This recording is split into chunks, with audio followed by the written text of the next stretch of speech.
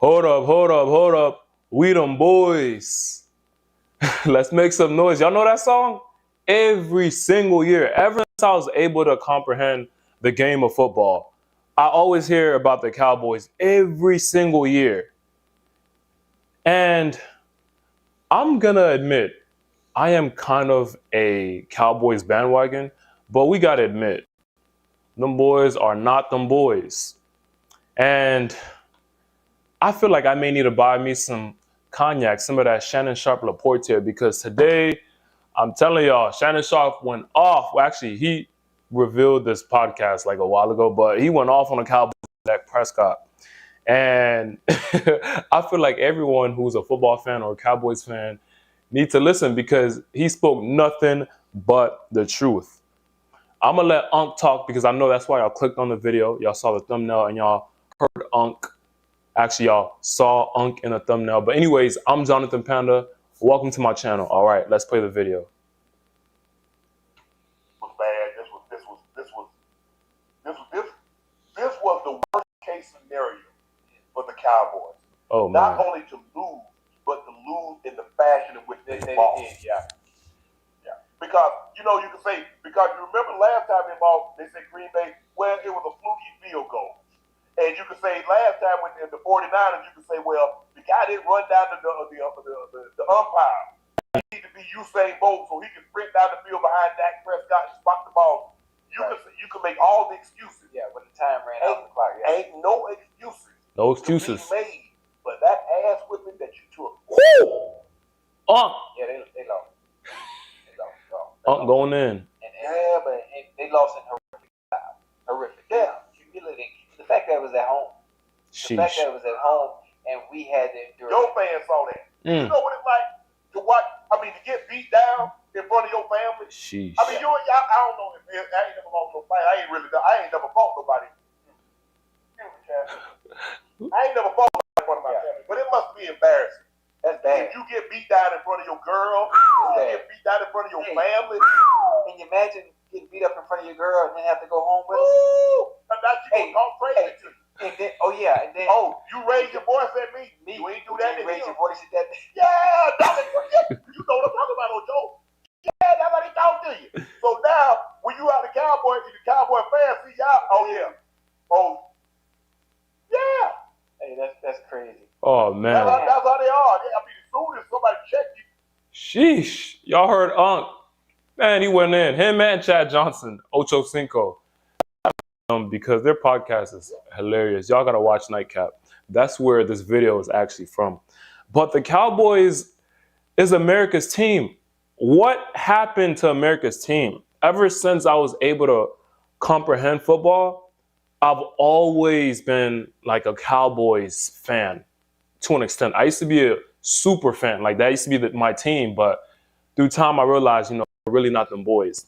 And fun fact, it's been almost 30 years since they won their last NFC championship. Almost 30 years. That's nearly 3 decades. It's been 29 years. The last time they won a Super Bowl was in the 1900s. In the 1900s. Not 1999, not 1998, not 1997, not 1996, but 1995. Nearly 30 years ago. Come on, Cowboys. Y'all are America's team. Y'all got to put on now. And another thing about the Cowboys is they have the best linebacker in the league, Michael Parsons. Sheesh. And he wants that money. He has to be the highest paid defensive player next year. If not, somebody is doing something wrong because Michael Parsons is that dude. Michael Parsons is that boy. He's one of them boys for sure. And another thing about the Cowboys is they have one of the best wide receivers in the league. I wouldn't consider him the best, but I'd put him up there in top 2. It's kind of hard. He had a crazy season this year. We all know CeeDee Lamb. The guy is my age, by the way. CeeDee Lamb literally put up massive numbers. The guy is first in receptions, recepted 35 balls. pause, but he had 135 receptions, and he had 12 touchdowns, which is third for wide receivers, and he recorded a phenomenal 1,749 yards this season. Who else can you say did that except for Tyreek Hill? I don't know Tyreek Hill's exact numbers, but I'm pretty sure Tyreek Hill is in that range, near that 2,000 mark. But CeeDee Lamb wants to get paid too. He's coming on his 5th year. So you know his contract is ending and he wants that money. They're going to have to make him the highest paid receiver. If not, somebody's not doing their job.